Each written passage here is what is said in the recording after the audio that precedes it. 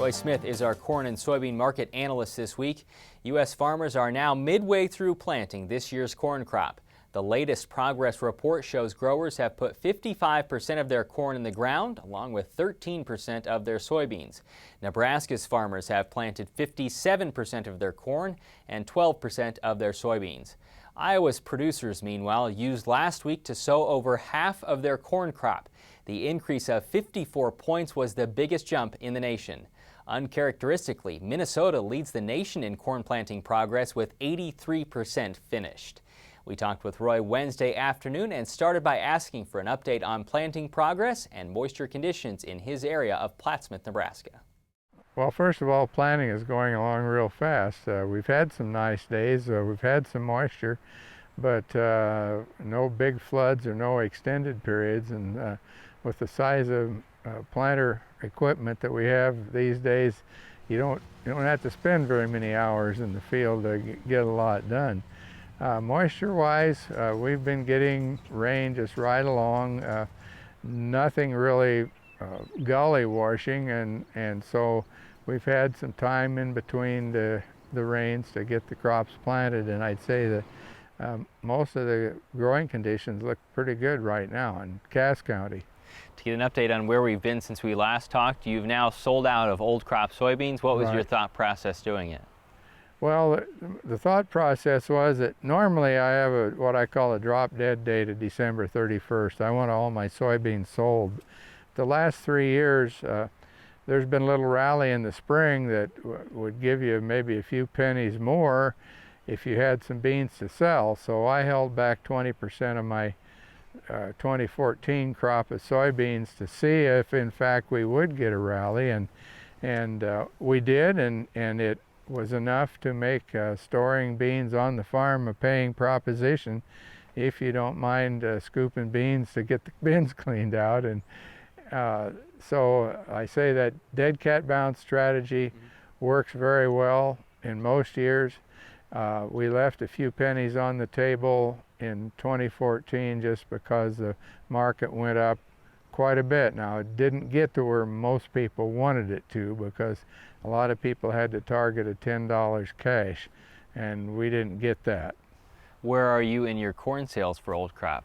Old crop corn sales, I'm about 80% done, and as we speak here today, I've been hauling corn this last 10 days, and I want to have all the corn sold and hopefully moved within a couple of weeks.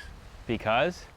It's just that if you look at the seasonal price trend charts on corn and beans both, there's a window there where there's some risk premium bid into the price.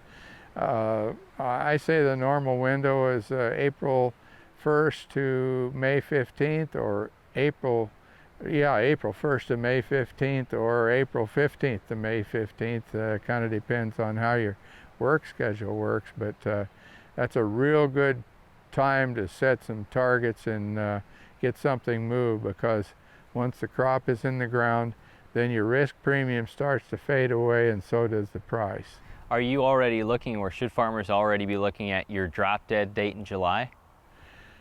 I think so. In fact, I'm not so sure, but what my drop dead date might be a little earlier than the 4th of July, simply because, you know, as I've talked to people in different locations, and particularly Commodity Classic down in Phoenix, boy, there's just a lot of corn left in bins, and you know, I have this little saying, you don't want to store past the 1st of July, because you become a victim of agricultural acupuncture. That's getting stuck with last year's crop, and that happened to people in 2013 with that crop, and it's probably going to happen again with the 2014 crop.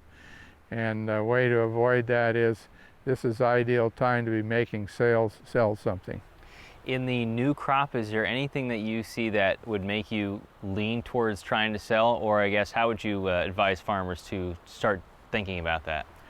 Well, first of all, there's been some general feeling for quite a while that because of the expense of planting, farmers are going to plant fewer, or going to plant more soybeans and less corn.